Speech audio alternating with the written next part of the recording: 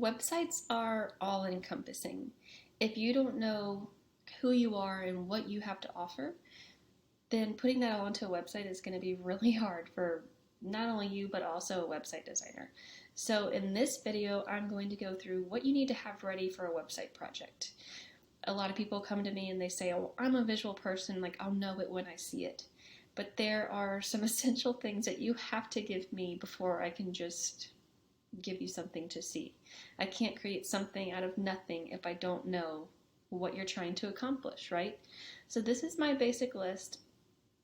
And after designing over 200 websites, I've seen a lot of these things trip people up and keep people from making moves on creating a website because they get stuck.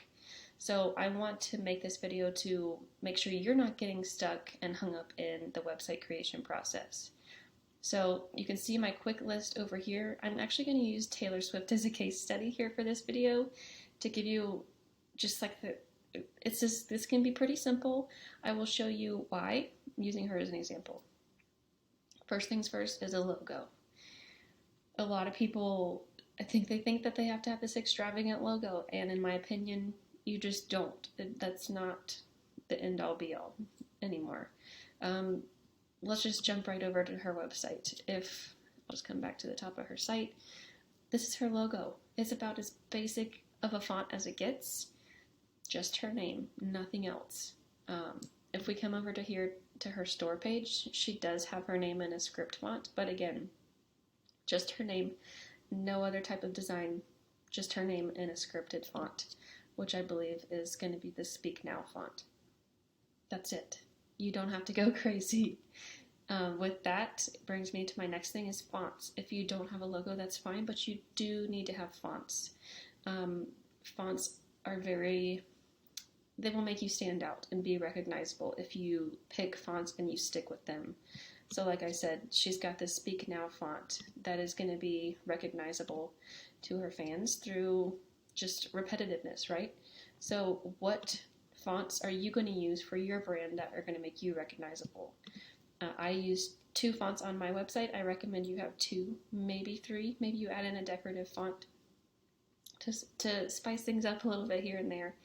But anything more than that is going to start getting messy. It's going to get hard to read, and it's not going to be recognizable anymore. So 2 or 3 fonts. I do have a font pairing menu, so if you want to work with me, I will have some font pairings that you can choose from to get started, or at least use as some inspiration to say, I like this, I don't like that, whatever, but you at least need to have some branded fonts that you use. Like I just said, this is her Speak Now font, and she's got the Taylor's version font, and this basic font up here at the top, which maybe is her Midnight's font. Those 3 fonts are used pretty consistently across this whole page. So 3 fonts, pretty basic, and that's it. Okay, photos.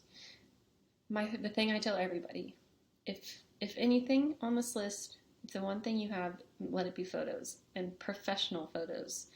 Photos can make or break a website, so definitely invest in photos. And when you do that, think about where you're taking these photos, what you're wearing in these photos.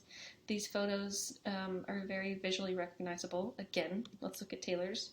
She's got all of these purples and blues, and those are coming, as you can see, directly from her imagery. So what I do, if you have photos but not a color palette, which brings us to the next thing on our list, I will take the photo that we're going to use at the very top of your homepage, and I will pull a color palette or a couple color palette options for you to choose from that photo. That way your photos and your colors across the whole website are consistent and cohesive and give you that branded professional look. I personally choose 5 colors, maybe sometimes 6, depending. Some people do come to me with like brand boards that have like 20 different colors on them. And just like the fonts, that is way too many, that is confusing. You can't create a good design with 20 colors. So again, simplify. It doesn't have to be hard. I'll use 5 colors. And even for myself, that's a monochromatic scheme. So I have black, white, and then a couple shades of this teal or aqua, whatever it's called. That's it. Very basic. Yeah, Taylor has all of her purples over here. Again, like I said in the beginning, these are things that you need to know before you come to a designer. I work with a lot of artists, so this is a good example, but whether you're an event or maybe you are an author, you have a book, I will take elements from your album cover, your book cover, your event poster. I will take the fonts that you've already selected from those. I will take the colors and the pictures, and I will put them into a website design. Website design is not the time that you're like, well, what font should I use on my album cover? The website design process happens after you've already decided this is my album or this is my book and now I need to put it online. That is why I say these things need to be defined and decided before you create the website. Call to action. So obviously you can take lots of actions on any website, but I always say you need to pick one main call to action. Let's just go to Taylor's. Hers is obviously her Speak Now album. Like right now, she is currently still on her Eras tour. And honestly, my guess before I came to her website was that was going to be her main thing. But it's not. This album is her main thing. So you have to pick what is going to move the needle the most in my business and pick that as your main call to action and feature that. Make it so obvious for your viewers to take that action on your website. So you need to know what is my main call to action and let your designer know so they can communicate that through the design that they create. Again, if you don't know what you are trying to communicate or accomplish through your business, then it's going to be really hard to have a website be successful and actually work for you. Next up, email list. We'll go over here to her website again. She has her newsletter up here in the main navigation. She has this link here to click to sign up for the email list. And if I click a newsletter, it just drops me down slowly on the homepage to this bottom section to sign up for the email list. So it is very prominent and easy thing to do to sign up for her newsletter on her website. If you don't already have an email list, that is okay. I do have a video where I compare 3 different email marketing platforms. So I'll link that for you in a card and you can see which one you think is a better fit for you. But basically, the benefits of an email list are to get people's names and emails while they're on your website. So when they leave, you can bring them back and you can stay in touch with them. And even if you're just getting started and you have nobody on that email list, if you can at least provide a website designer with the platform, the setup of your email list so you can start collecting them through your website, that would be perfect.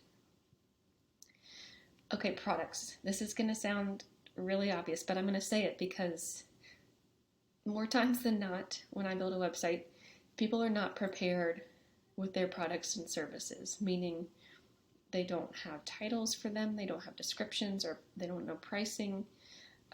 You need to have these things clearly defined before I can help you sell them on a website. Again, let's go to Taylor's site. She has this whole section right here. Her second section is a collection of her merch images. And then obviously her merch store, she's got a photo of each. She has the title, the pricing. If I click into it, there's a description. These are things that you need to have defined before we can build out your merch store. I just want you to think, imagine if Taylor Swift had gone to a website designer and said, I need a merch store. And they said, okay, well, send me your products. And she said, well, I don't have products yet. I just want a merch store, but I don't have the products. I'm not kidding. That happens to me every month. That's why it's on this list. Okay, domain name. Last but not least, a domain name. If you don't already have a website, if you're planning for your first website, you need to know at least what you want your domain to be. For example, designingtheroad.com is my domain name. If you don't know how to check if that's available, you can literally just type it in and it will either pop up a website or say there's no website here, and that will let you know. And then a website designer can help you figure out where you want to secure the domain name and how to link it up to your website design. But you at least need to either have one ready or know what you want that to be and know to ask to take those next steps.